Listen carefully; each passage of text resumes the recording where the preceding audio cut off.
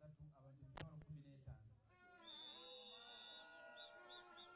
Kwejo emitwalo 15 kuliko abavubuka 4,300 tebali ku ssomero tebalina mirimu.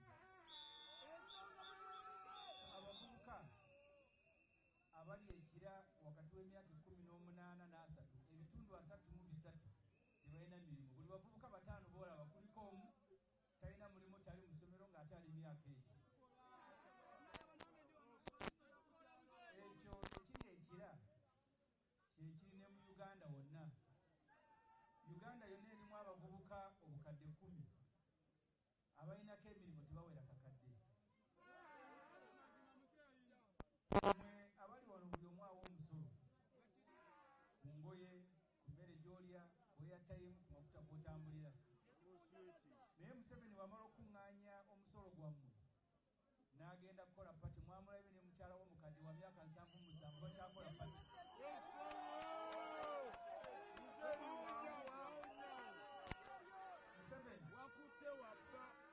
Museveni ne bwe yalemwa okukola embaga mu buvubuka ku myaka 79 Museveni ne mukyala we w'77 beesibye kadaali bo Uganda balaba yaterera kati bali mu pati.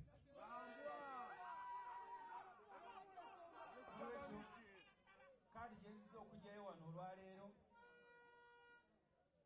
nzize kwewandiisa mu lutabaalo lwa kulunula Uganda. Sizize just kunoonya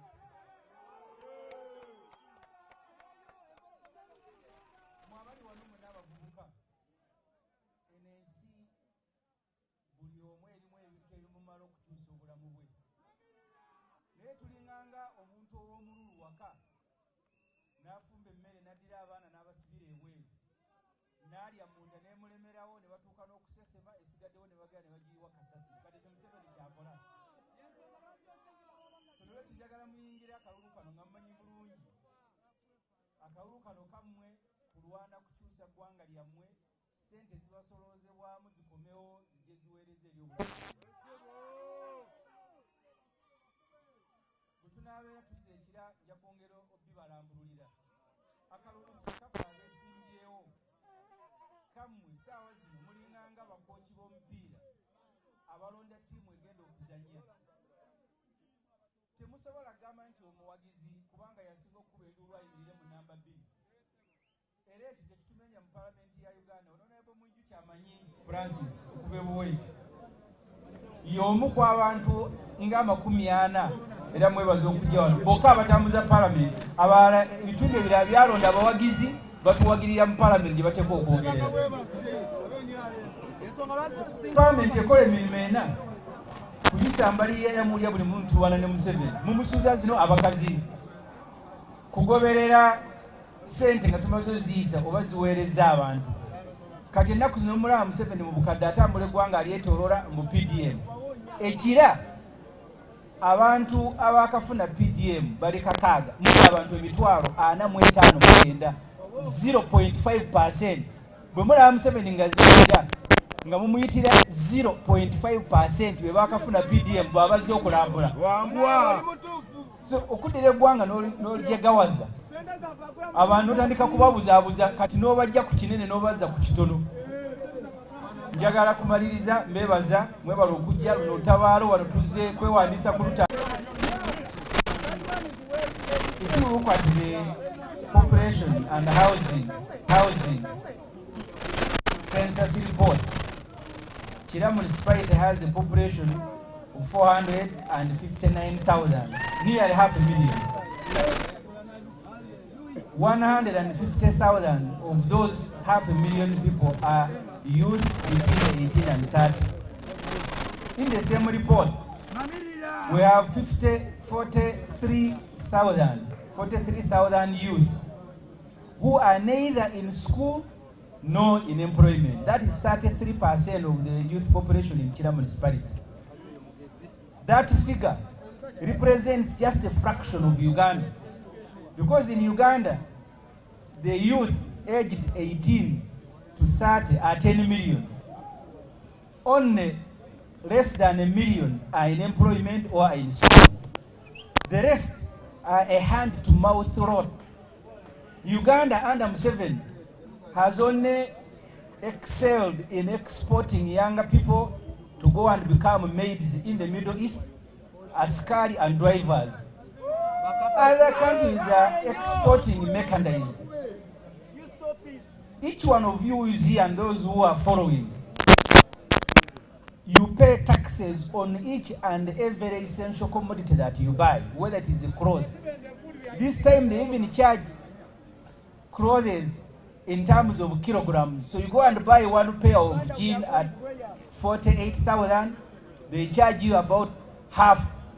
So that amount of money collected from the population is what is supposed to come back and change your lives.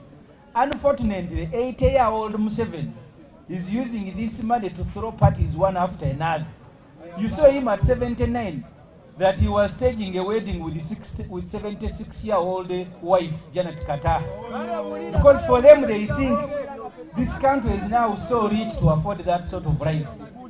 You have a duty as a coach has when he's selecting a team to go and play football, to choose the best people. Decisions affecting your lives are taken by the executive and members of parliament. If you choose fake MPs who are like fans in a football match, their duty in parliament will be to applaud and cheer those of us who are making a contribution. So today we begin a journey here. This journey is to allow Semujungana to go back to parliament, but also to speak to the rest of the country, because you can't play alone. This parliament has 530 MPs, but just about 50, the rest of them you see shirts just seated in the parliament and cheering those who are doing their work. So we have a duty, all of us, you people of Tira, you have the best MP without doubt. But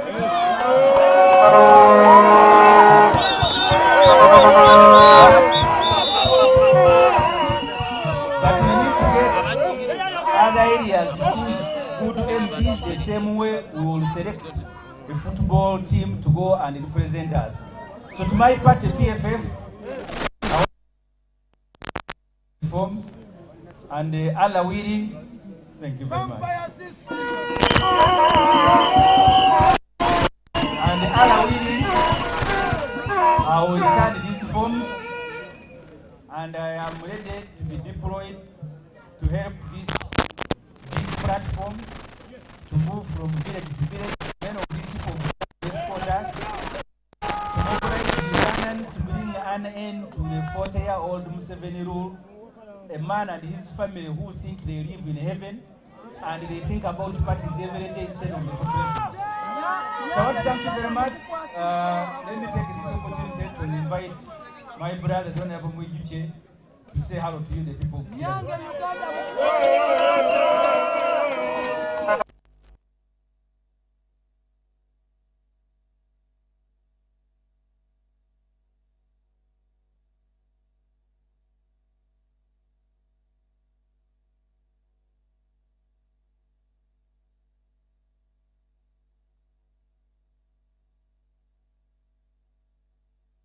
One of the best MPs in Uganda.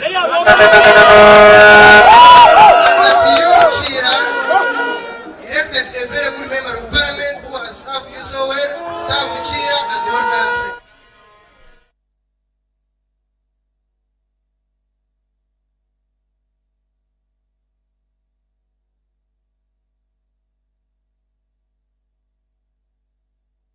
I have to say this. Those support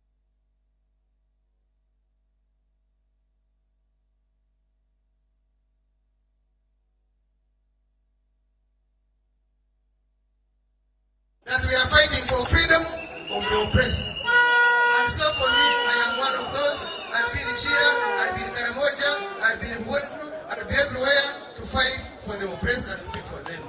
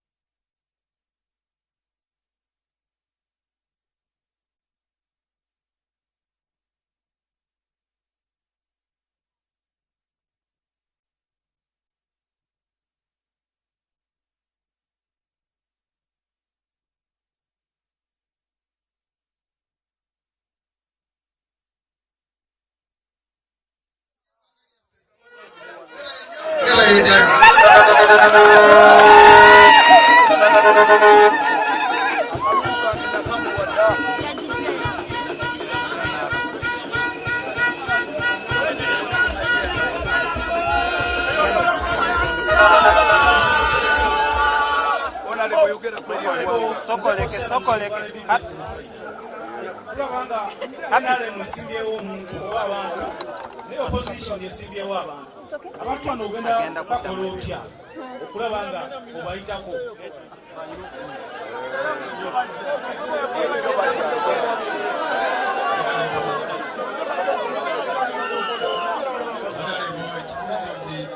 opposition muzibanje mu kifo kimu ate mwenna mulamwa opposition yaliwo bona ne bosse mujju teri balalu badde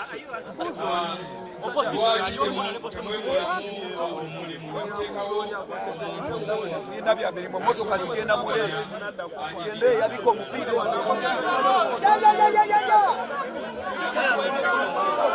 tugenda mu motoka PFF Freedom Party ekibuuzo babuzeebi okusooka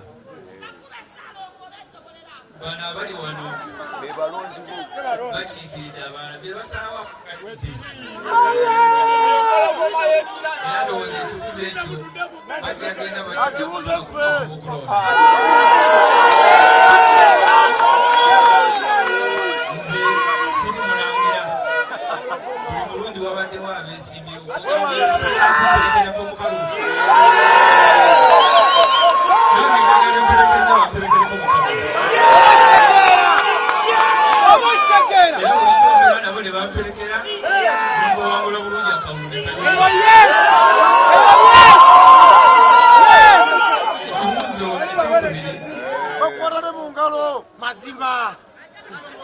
nze nakula mpagire express mukwano gw'abantu nga wabaawo olukulonda tiimu ya Uganda buli tiimu nereeta mu palamenti ekibiina ekyatusiza abaka ku opposition nze gwe kyafuula minisita w'ebyensimbi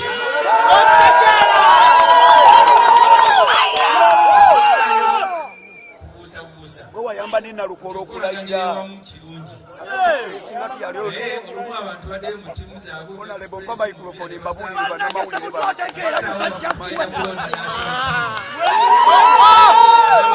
bano bolaba wange bamanyi bulungi olwagenda national team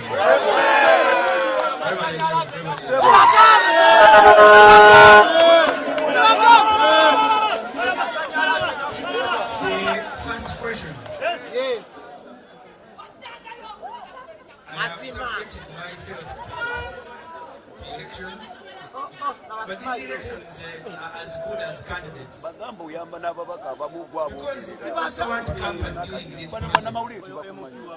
And colleagues who have contested against me have given me that campaign, and I want to thank them. The people of Chile are here, and this one represents thousands who are not here. I represent one of the most civically aware constituencies. They have never failed to make a decision. Even if you bring 1,000 people, they will go and look for where Semuju is and they will take Semuju. And they will do it. So I have no doubt that they will make the right decision like they have made. As far as the opposition parties united, that's our desire. And we continue the conversation because, as I said earlier, we are not ourselves. We only represent others who want a better government. We will continue talking to colleagues. I hope they see it the way we see it. But human beings are human beings. That's why political science is not a science. Because you deal with human beings who will tell you one thing in the morning and tell you another.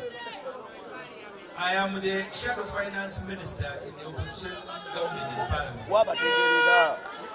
So everybody organizes the contribution that I can make and I make. Wayamba nina lukolo okulayira singa tiyali kweyandirayize babiraba byonna. I have no doubt we will win this election.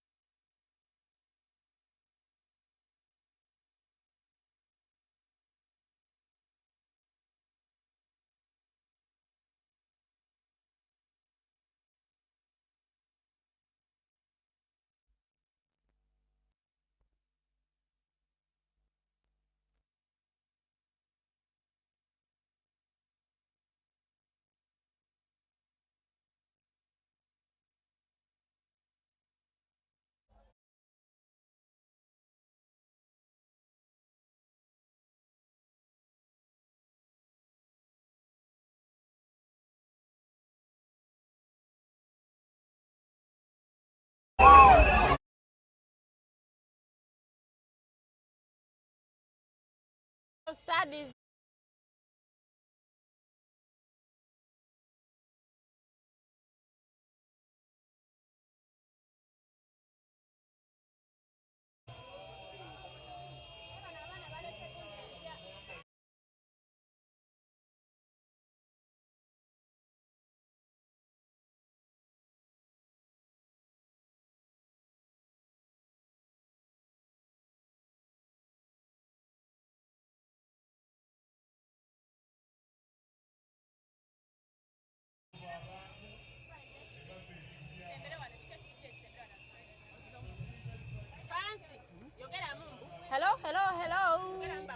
Hello.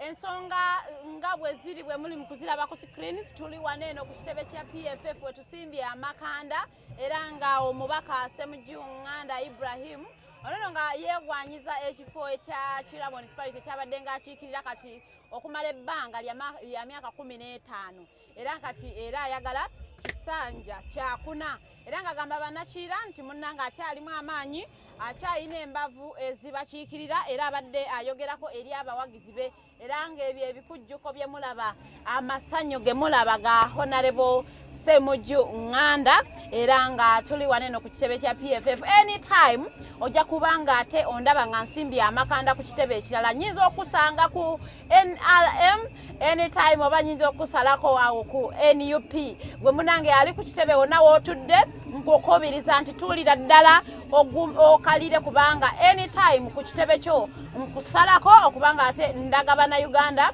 ekigenda mu maaso ku kitebe awo ebikujjuko ebyo nga bw'obiraba essanyu nga bw'oliraba munnange essanyu lya mubaka Honorable Ssemujjunganda so nno ali mu kutambula okubanga ate ava ku kitebe wano wakomyawo empapula ze era nga abawagizi be mu ssanyu eringi ennyo bali mu kubanga ate bamubiibizaamuko okumulaga nti tukyakwagala tukyakuyinamu obwesige era gwe waffe gwe twagala okubanga ate otukiikirira mu 2026 so anytime from now abakulu abakungu abali ku NUP mujja kubanga ate nsinzidde nga ntuddaawo okubanga ate ndagabana Uganda ebigenda mu maaso ku kitebe ate ekya NUP ate ekya NRM nammwe nja kubanga ate mbasalako okubanga ate bannayuganda tubalamusa ensi yabwe nga bweri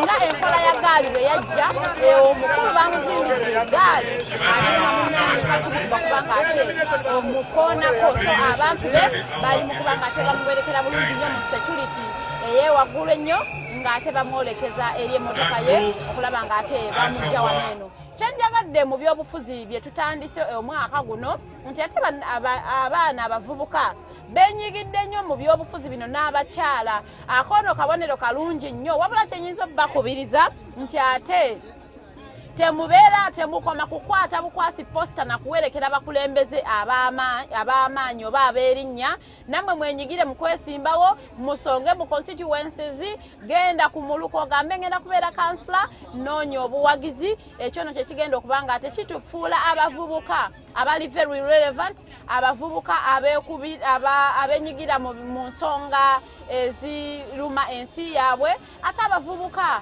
abali mu kunoonya ate butya bwe babeera nga ate basosowaza ensonga zaabwe eyo gye bakolera policies ezibeera nga ate zinfluencinga ebitambula mu ggwanga so nnaku lwaleero wano ntukeddewo saawa 2 zennyini tubadde nga ate twasimbye edda waneeno ku PFF era nga twagadde okubalaga ate ensonga nga bwe zinaatambula waneeno ku kitebe kya PFF akadde konna wano ngenda kubanga ate nsimbulawo nga njolekera ate ekitebe ekirala oba ekibiina ekirala eky'ebyobufuzi anytime from now mujja kubanga ate mundaba ekavule nga njogerako ne bana NUP n'okubanga ate mbalaga ensonga nga bwe zitambula ate ku kitebe kya NUP bwe tunava ku NUP tujja kubanga ate tutambula nga tunoonya ekitebe ekirala anytime mujja kubanga ate mutulabako ku kitebe ekirala nga ate era nayo tolaga ebintu nga bwe bitambula ne bano nga ate aba NUP bwe baali ate munnange n'aba PFF bakoze overalls mu colors zaabwe okubanga ate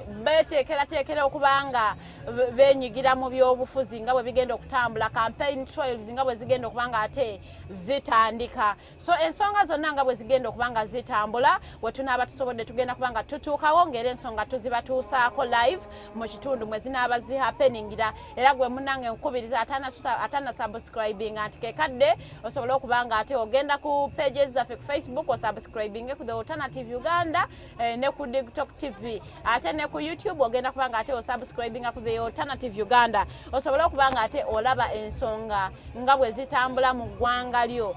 Wabweru akafote gikolaba munnange kabawagizi ba mukulembeze wa Kira municipality owa omukulu Ssemujju waliwo yakatuuka ndowooza waliwo omukulu ye Ssemujju ndowooza akomyewo obukomi ku kitebe era ndowooza keeko akavuyo koolaba nti security ye emutambulirako ggulugulu okulaba nga ate munnange tatuusibwako bulabe. Ensonga ya gaali ensonga yakutte enkandaggo kakati buli mubaka yafunye eggaali ate eggaali yebeere mutambulirako eggaali yebeere mukuuma okulaba nti ate basobola okulaba nga batambuza emirimu gyabwe nga tebafunye kutataganyizibwa kwonna. Bwe twalaba eggaali ezaali ku kitebe kya NRM ekyaddondo olunaku olw'omukaaga ng'omukulembeze w'eggwanga agenza okuggyayo ebipapula awo okubanga ate alaga interest ye okubanga yeesimbawo okukwatira kaadi bendera ku bwa pulezidenti w'eggwanga Uganda ate n'okubeera chairman w'ekibiina kya NRM. Era twalaba munnanga abaana abavubuka nga benyigidde mu kulaba nti ate baaniriza omukulembeze waabwe era nga si kibi okubanga okkiririza mu bukulembeze bwa omukulu oyo gw'obukkiririzaamu ate wabula munnanga ekyembi nti ate waliwo obuvuyo bwakolebwa bakola effujjo lingi nnyo ne batandika okunyagulula abantu nga babajjako ebyabwe ne batandika okubabba ne bayingira amaduuka which wasn't a good thing. Kati nga munnange kamera yange bwekulaga omukulu Ssemujju ali mu motoka ye era nga munnaye ali mu kufuluma kitebe kyova olaba nti bali mu kumukolera ekkubo. Abaana bakutte ebipande ebimusuusuuta nga bagamba mbu one Ssemujju equals to 100 MPs in Uganda. How true is that? I am not sure, but that also shows that you should be voting for someone ate asobola okukolera representation enungi. Kizibu nnyo okulaba ate omuntu atakiririza mu leadership ya Ssemujju because he has done at least bannayuganda kye basuubira mu bakulembeze baabwe. So now it is imperative of you Ugandans to go into the elections okulaba nti ate olonda oyo omuntu gw'owulira nti yagenda okubanga ate abakulembera. Here we implore you not to vote someone kubanga azze n'abaziikirako oba because ate abeerawo ku mikolo gyammwe mbu omuwala wange ayanjula. Such people cannot give you good representation. Wabula, they will just come and enjoy their 5 years as they enrich themselves. So it is the reason why we implore you okulaba nga ate mulonda omuntu amanyi obuvunaanyizibwa bwe nga omubaka wa parliament. It is unfortunate that here in Uganda abantu bagenda kubanga bavoting olw'ensonga nti bakuwadde emitwalo 3 ate omuntu oyo n'akusaba omulonde, which isn't true. But I also tell you that if someone gives you money, take the money and go vote someone with substance. It is also not good to refuse money, but if they give you the money, munnange sente zo zitwale ogenda osobola okubanga ate olonda omuntu alimu ensa. Waneno njakola kubategeeza nti next week olunaku olwokubiri abakulu ab'ekibiina kya PFF bagenda kubanga ate balonchinga ekibiina kyabwe mu butongole era nga keynote speech egenda kubanga eweebwa omukulu Dr. Kiza Besigye agenda kubanga ate ayogerako eri eggwanga. How I don't know, but the spokesperson of PFF omukulu Honorable Ssemujju yategeezezza nti keynote speech egenda kubanga ate eweebwa omukulu Dr. Kiza Besigye, who is currently now in Luzira prison, and we cannot tell whether he will be out oba ajja kubanga ate ajuwera kuzimu ate kuzoom. Whatever is going to happen, we shall be streaming it live on our pages era tujja kukubiriza nnyo osobola okubanga otuninga ng'omanya ebiba bigenda mu maaso. So anytime you will be hearing from Dr. Kiza Besigye as PFF launches its party nga ate munnange bwe basimbulira ddala okubanga ate boolekera mu kalulu aka 2026 eryanyi lingi abantu bayina bangi. A lot of people have come to pick interest forms okubanga ate besimbawo ku bifo ebyenjawulo. They are launching candidates in different parts of the country. Ekyono kiragira ddala nti they have done a lot of mobilization. They have gotten the people that believe in their ideology as the PFF. Era abantu aba bagala okubanga ate babakwatira card okulaba nga ate babakulembera mu bifo ebyenjawulo. So gwe munanga atana picking interest forms bwobanga ate oyagala okubanga okozesa kaadi ya PFF ku any position, munange nkubiriza nnyo nti they are still carrying out the nomination forms, the nomination process. You can come and pick your interest forms and bring them back. Era nga bigenda kubanga ate exercise and taking it at this whole month of July that we have started today. Era nga bongerayo process eno. This is their second week nga ate bwe bakola nomination process. So whoever wants okulaba nga ate a contesting okufuna kadi ya PFF on any position in Uganda, munange nkujjukiza bulungi nnyo nti their exercise is still going on. Era it will be going on till the end of this month July. So if you are there ochanonya munange ochanonya bipapula ochanonya kubanga ate your documents are certified, it is time okulaba nga ate ensonga ezo zangu yirizaako osobola okubanga osanga process nga bweri nenge ebintu nga bwe biri ku ground ndowooza olaba eryanyi eririwo olunaku lweggulo. Era wano nno wabaddewo eryanyi ng'omukyala Ingrid tulina wakomezaawo empapula ze era naye yazikomezaawo mu maanyi g'olaba ng'omubaka wa Kira Municipality galaze wano ku ground. Ekyono kiraga ki nti gwe munnanga agenda okubanga ate weetaba mu byobufuzi nga you haven't built capacity, it is going to be really hard for you kubanga kati abantu batandise dda okukola. Kakati gwe munnange ng'olina weegwanyisa constituency, you haven't been on the ground. It is time to tell you that you are working behind the clock. You have to up your game. Olina okubanga ate ensonga ozitambuliza ddala mangu nnyo. Gwe naawe atalina biwandiiko, it is important you understand the value of education. Now that you want to stand and you do not have the education that is required for you to stand for a position, kati now okirizibwa okubanga ogenda mu adult education osobola okubanga ate ofuna equivalent to USCE osobola okubanga ate munnange osobola okukiikirira ababaka abebitundu byo. Njagala okubategeeza nti if you decide as a good citizen okubanga ate teweetaba mu byabufuzi byansi yo, then you give a chance to the people abatalina nsa okubanga babakulembera, because you the elite muba musazeewo okugamba nti nze ebyo ebyobufuzi tebinkwatako. So wano nno ffe tukola omulimu gwa civic education to tell you the importance of going to vote, why you should vote and why you shouldn't just vote. Lwansonga nti akalulu ko determining your future for the next 5 years. Emyaka 5 akalulu ako ko casting in just a minute, it determines your future okumala ebbanga ddene nnyo. So njagala okubategeeza okubanga ate bannange mukola ki mwenyigira nnyo mu byokulonda. Anytime from now ngenda kubanga ate nfuna omukulembeze waleero mu kibiina kya PFF okulaba nga ate munnanga ayogerako erife. Ngenda kugenda mukuwumula mukatono nnyo, ngenda kufunayo kaakalango kamubiri sobole okubanga ate mukola ki omukulu aneegattako bulungi nnyo.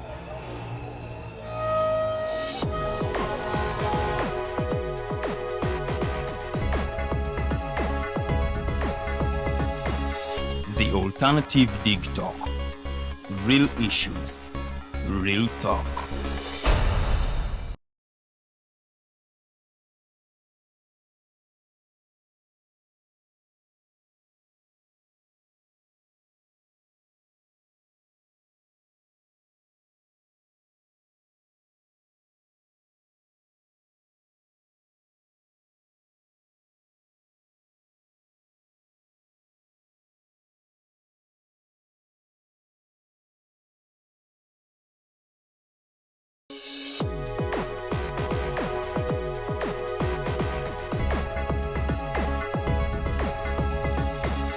The Alternative Dig Talk. Real issues, real talk.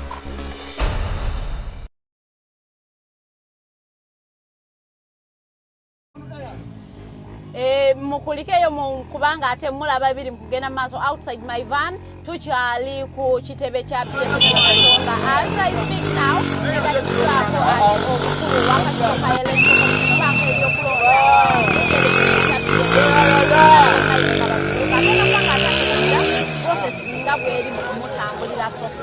because this is their second week. Abantu balina ebisaanizo ebyabaye. How is it moving okubanti ate munnange? It is a new party on the block. Ate nga activities bazitambuza nga bwe zirina okubeera. Honorable, you most welcome. Ate munnange nsanyusa nnyo okuba nga ntuddeko nawe mu studio eno ey'olunaku. Weyanziza omulimu tugulaba abantu tubalaba bangi nnyo. Process eno ebadde etya so far?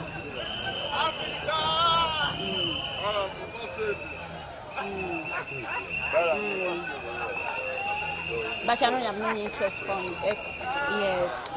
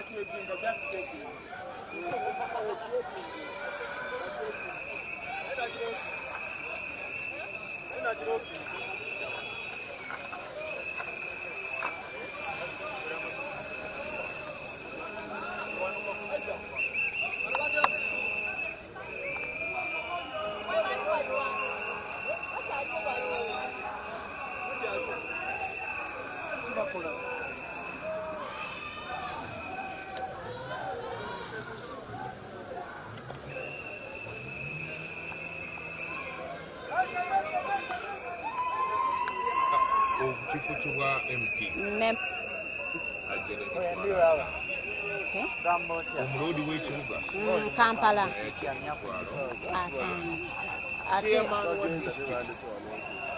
bagenza ne bakolera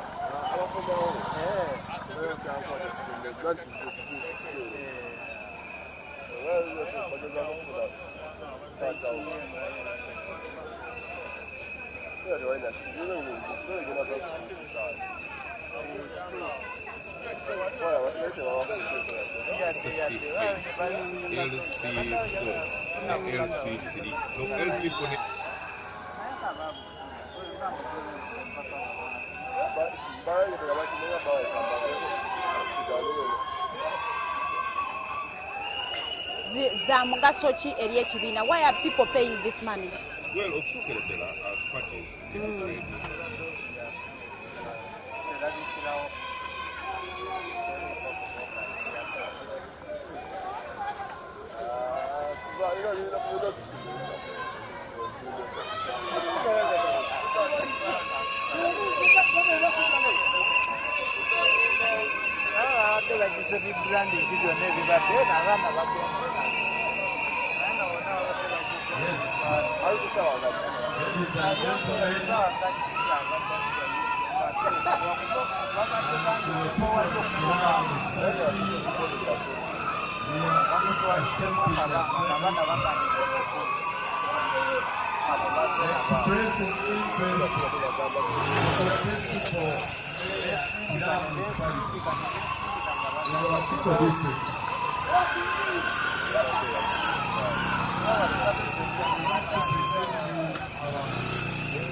tunuulire embeera nga bweri naddala mu byobufuzi nti you are a new party ate tumanyi bulungi nnyo nti monetization of politics weeri waneno mu Uganda. Mwetegese okubanga muyingira akalulu kano era mwina financial muscle emala? Well, maybe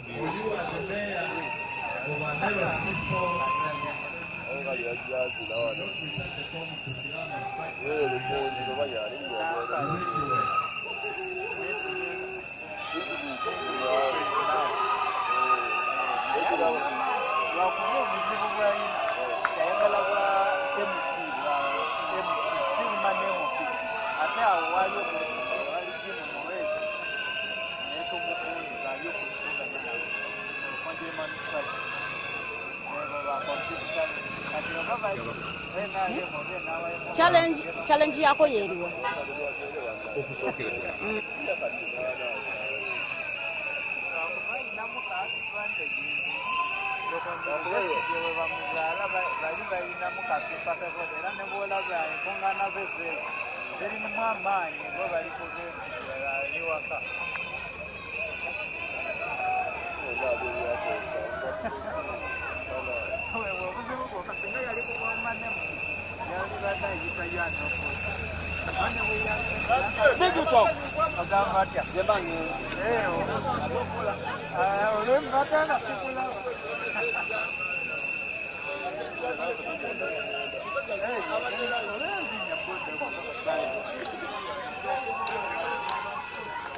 ebuuza bitongole ebirala nga amagye ne poliisi bwe twateekayo emikono egisapootinga okusaba kwaffe okuwandiisa ekibiina. Etteeka ligamba nti tuteekeyo emikono 50 okuva mu buli district mu 2/3 of the districts. Bw'obala abalamu mu districts eziri mu Uganda ze district nga 97.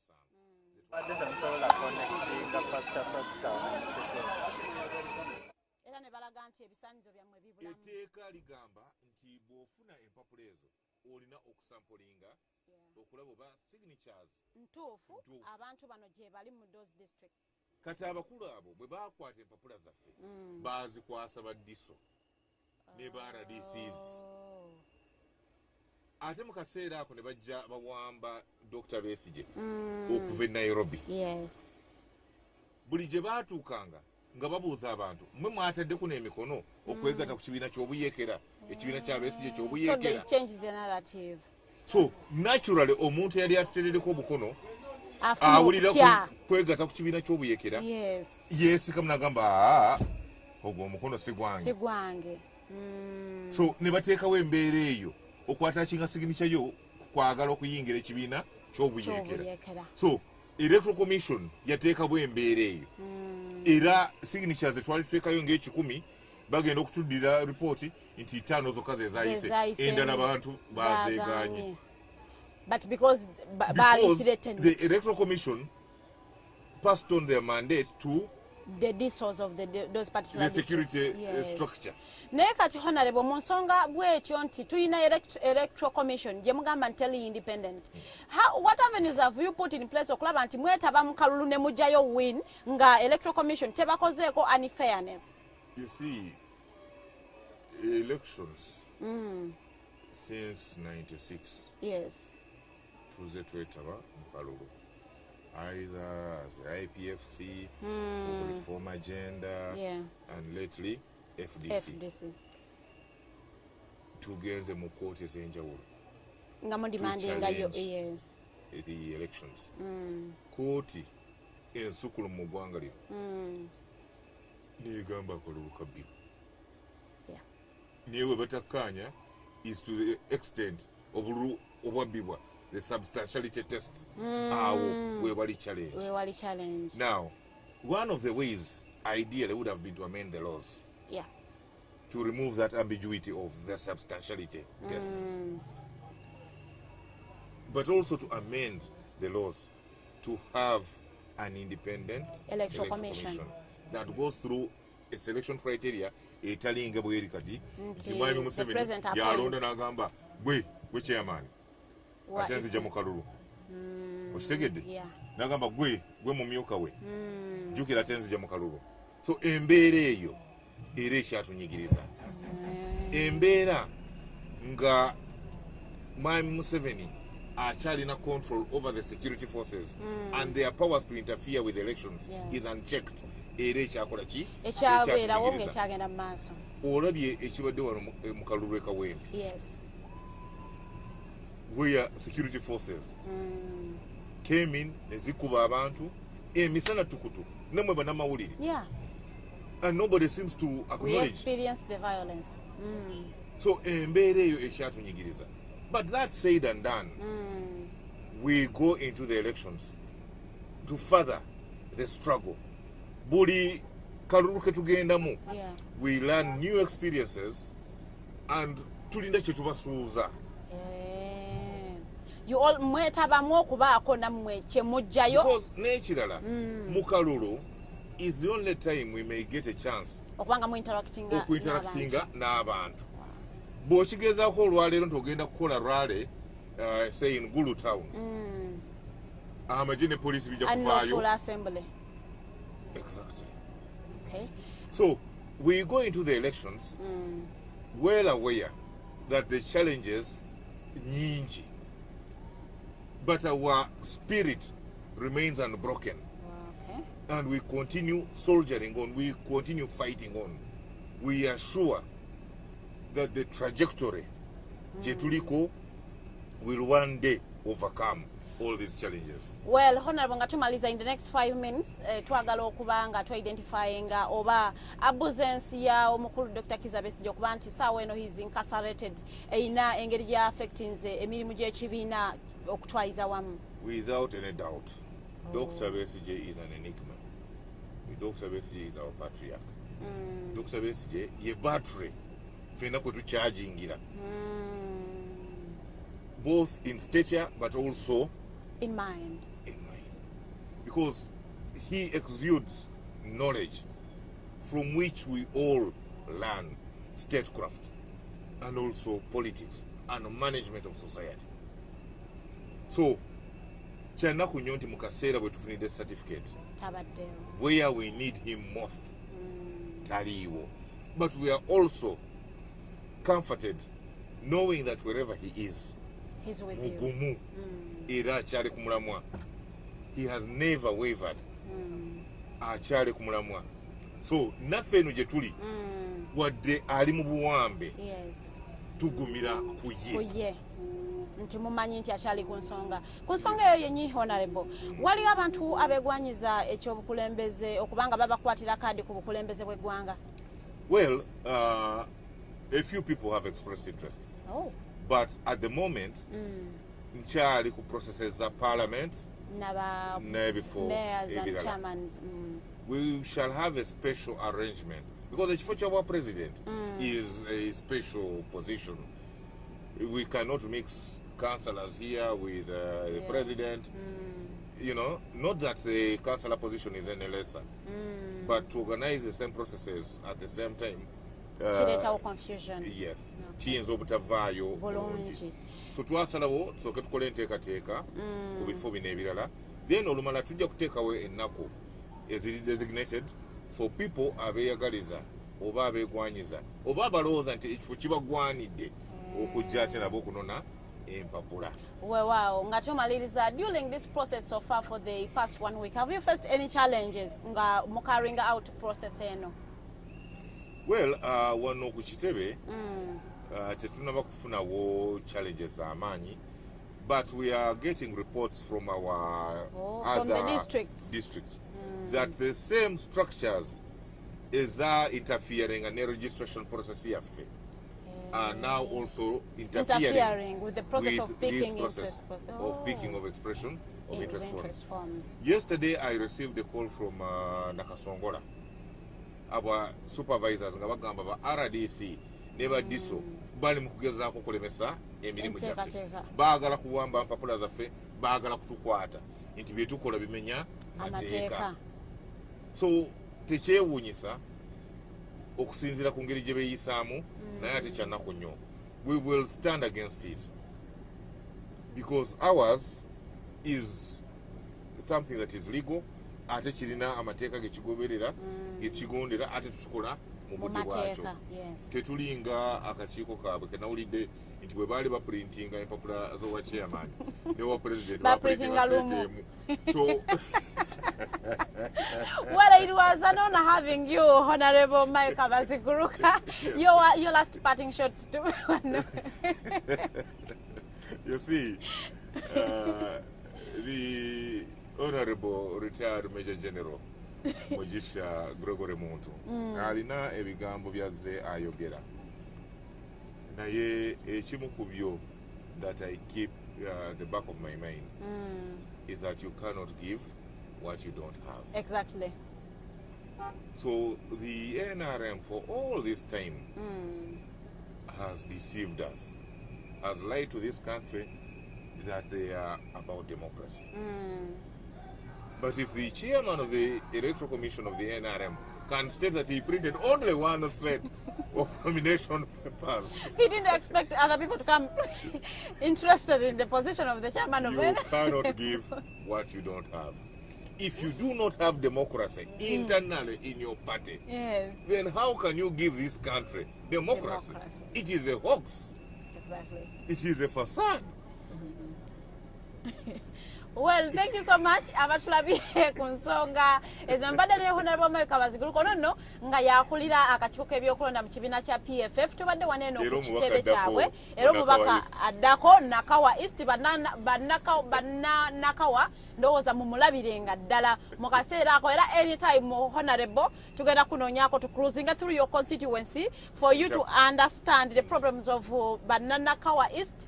Well, on that very point, you know, I am born in Nakawa East. I was born in Nakawa, in Ruzira parish to be precise, over 40 years ago. So I know the challenges of Nakawa. I am not a political nomad.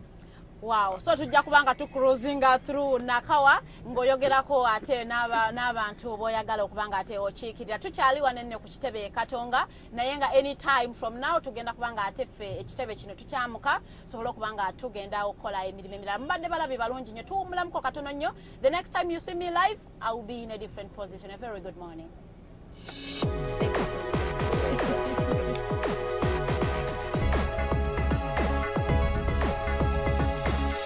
The Alternative Dig Talk. Real issues, real talk. Hi Rogers, can I ask you something? Shoot. What does corruption mean? Well, summarily, corruption is abuse of public power for personal gain or for the benefit of a group to which one owes allegiance. For example, when a public office is abused by an official accepting or soliciting a bribe. By the way, private people can be corrupt too, like bribing police officers to escape fines. Okay. So exactly how does that concern me? Well, do you pay taxes? I guess, yeah. What does that have to do with this? Everything. Because those taxes you pay are supposed to facilitate services you use, like water, electricity, roads construction, medicines in hospitals, name it. Okay, that is much bigger than I thought. But it can be stopped, right? Well, yes it can, although it may not be as easy as it sounds. And here is the reason why.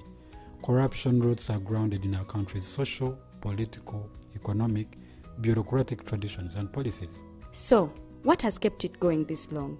I mean, why don't we stop it? Well, the main reason why it has been here for so long is because institutions are weak, either as a result of poorly defined ethical standards of public service, weak administrative and financial systems, or ineffective watchdog agencies. What can we do to stop it? At a national level, we must focus on strengthening the independence and effectiveness of public institutions that fight corruption. At a personal level, we must commit to never giving a bribe. I promise I'll never give a bribe. Well, that's a great decision you have made. Me and you now have to spread this message to all our friends. If we all do our part, corruption will be normal. This message is brought to you by Alternative Digital.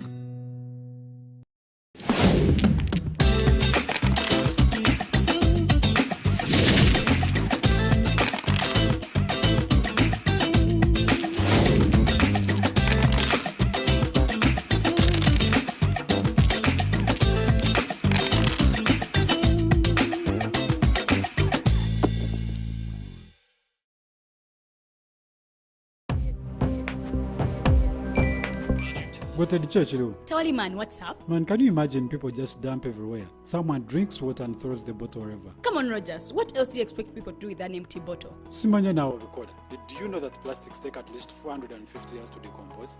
What? That's a long time. Exactly. Because plastics are made out of a lightweight and flexible material that doesn't decompose easily. And plastics everywhere in the environment cause plastic pollution. What is plastic pollution now? It is the accumulation of plastic waste in the environment, like bottles, polythene bags, straws. All of these contribute to plastic pollution. I have been using them without knowing their effect. Yeah, a lot of people have. Plastics are a danger to the ecosystem, both on land and in water. So how can we overcome this problem? Is there something we can do?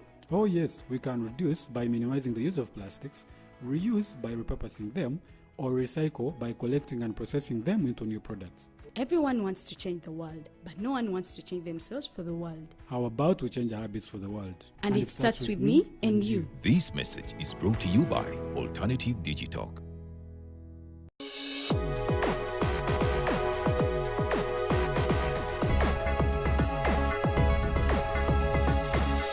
The Alternative Digital. Real issues, real talk.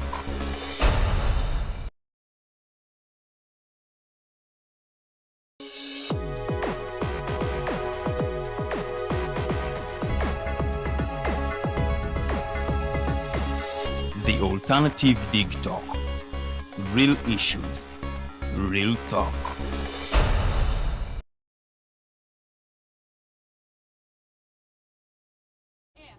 Omukulu Ayub we bali kubanga otwekuumiddeko ng'oli ku live yaffe y'olunaku lwa leero. We are still here at Katonga ku kitebe kya PFF. In studios with me nina omukulu Sempijja Napoleon onono yegwanyiza ekifo kya bwa meya wali eri mukira. We want to understand, has he gotten all the capabilities ezisobola okubanga ate achikirira banaki era what is different that is bringing okubanga ate tekiriyo nti ye kyaleeta. I am happy to have you in studios, Mr. Napoleon. Sobola okubanga weyanjulira abali mu kutulaba saawen. Thank you so much. Amanya neddoboozi yenze Sempijja Frederick Napoleon era nga ndi muvubuka mu kirekadi yenzaala gye banzaala. Okay. Ekitundu kiri mu Kirwa municipality kitegeeza nzikirizibwa okuvuganya kuba meya Kirwa municipality olw'ensonga n'enzaalwa yeeyo. Kirwa municipality ezimu ku nsonga ezandeeta mbadde nga kansala ku lukiiko lwa Namugongo division nentwala obudde bwange okuva lwenawangula akalulu obwedda nali nkolanga research nga njagala okulaba Kirwa municipality eno etambula etya. Era mu kuzuula okwange nenzula nti Kirwa municipality erina enjawulo ne town council kubanga bagijja mu town council ne bagifuula Kirwa municipality. Ate era nga obumu ku bukwakkulizo oba ezimu ku nsonga lwaki bagifuula municipality yali nkulaakulana.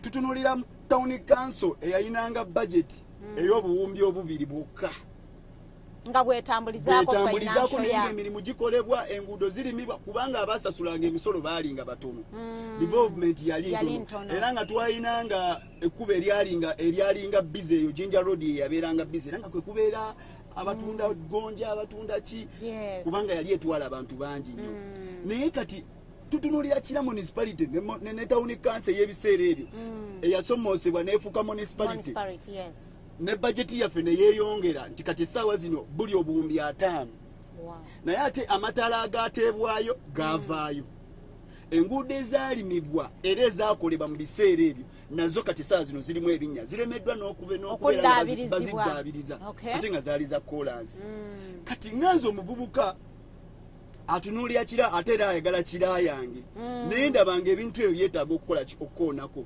twebuuza lwaki sente zaffe tukuŋŋaanya nnyingi nga Kira municipality omusolo mungi nnyo ekitagambika gwe bakuŋŋaanya mu bantu n'ebitundu ebyali bitawa musolo kati batandika obisoloozamu property tax biki byonna byonna bakuŋŋaanya omusolo naye ate twewuunya nti waliwo local gavumenti eziri eyo mu byalo nga ne budgeti yaabwe teweza milioni 5 balina enguudo ennungi balina amalwaliro amalungi ffe Kira municipality abakuŋŋaanya obuwumbi 5 ne tubeera nga tubona nga mulina amakubo tulina amakubo amabi kiki ekyera njagala kukyadressinga mukama wana bampadde omukisa nenfuna obuyinza obwo tulabe nga amaanyi gava mu central government ne gadda ku local government olw'ensonga sente zaffe ze tukuŋŋaanya central government ate ezidabiriza mu bitundu birala kubanga tujja kuŋŋamba kati tujja kutunula ekitundu nga Kabala Maido mazima ddala musolo kyoguvaayo kiki ekiriyo nga otobola n'osanga omuntu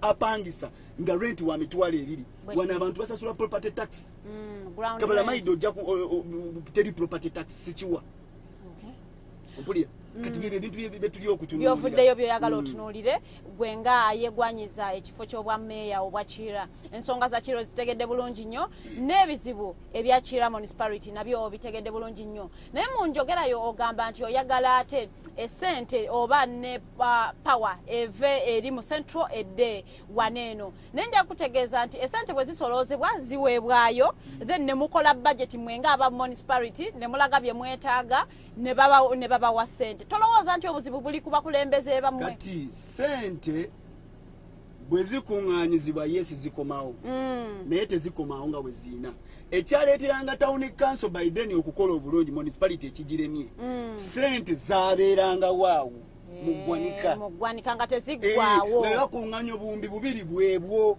era nga kwe bajja okukozesa okulima enguudo kati obuzibu bwe tukyafeesinze era bwe mbadde ndaba mu council nti sente zikuŋŋaanyiza ne zigenda mu central government ekyamazima zikomawo naye ate percentage ekomawo ntono nnyo ate percentage eyo ebeera ekomyewo bwe tukuŋŋaanya nga municipality obuwumbi tugamba buli 5 waliyo omuntu ali e Kabala Maido waliwo omuntu enguudo zeyo zaagala okulimibwa sente zino eno mu kutwebereza zitebate ne ziteeka ku gundi nezikoleramu bali mutwakeza ndikoledde kwe kubanga teberezaamu municipality yaffe baba bagirankinga mbu yemu ku municipality ezisinga lwaki service delivery nayo tesinga so oli mu kugamba nti esente ezikuŋŋaanyizibwa mu municipality yammwe tezibakoledde ate bazitwala nezikolera abantu abalala kati otesitesa ki okuba ng'ochalenginga obuzibu obwo essaawa zino sisobola kukirwanyisa because mukama tannantuusaayo gye nkola singa abakutuusizaayo naye waba antuusizaayo ze zimu ku nsonga semasonga zengenda okuteekako essiira okulaba nga ssente zikomawo mu local government eggwanika lyaffe libeeraawo bwe tutemaatema tugambe nti gavumenti tugiwaddeko zino zizaffe si gavumenti ate kutuwaako so kusinziira gwe nga bw'olaba bwe obuzibu bwa Kira municipality obusinga obunene obuzibu bwa Kira municipality obusinga obunene n'okulaba waliwo n'obuzibu obulala bwe nabadde njogeddeko awo emabega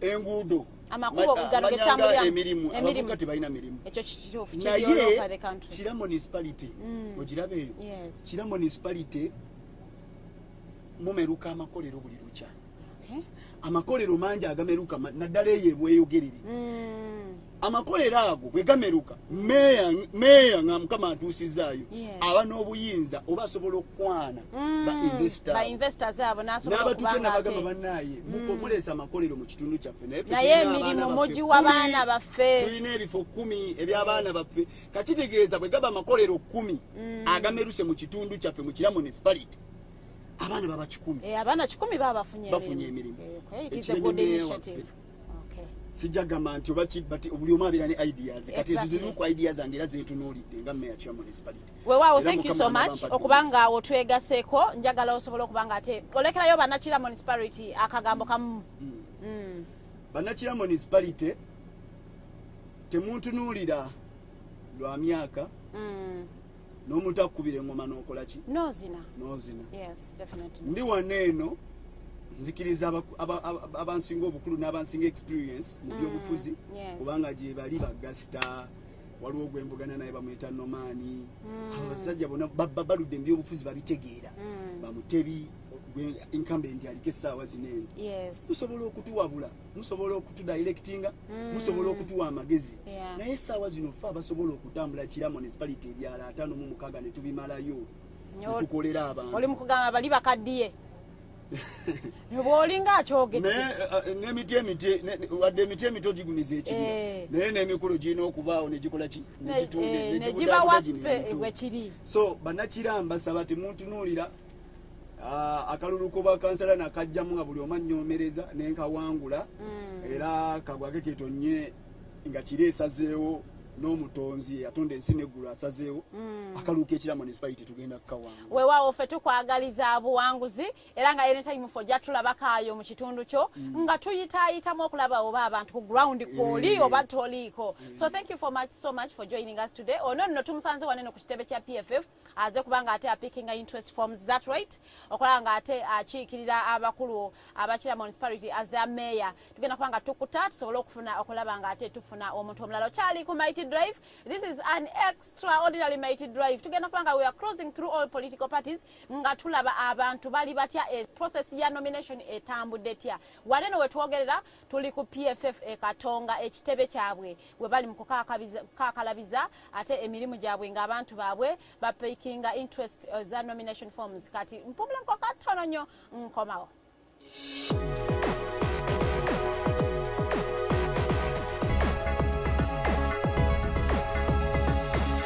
The Alternative Dig Talk. Real issues, real talk.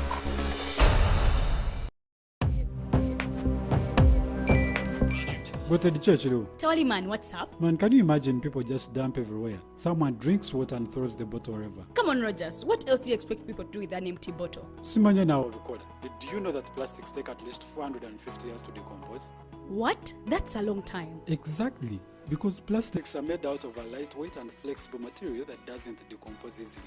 And plastics everywhere in the environment cause plastic pollution. What is plastic pollution now? It is the accumulation of plastic waste in the environment, like bottles, polythene bags, straws. All of these contribute to plastic pollution. I have been using them without knowing their effect. Yeah, a lot of people have. Plastics are a danger to the ecosystem, both on land and in water.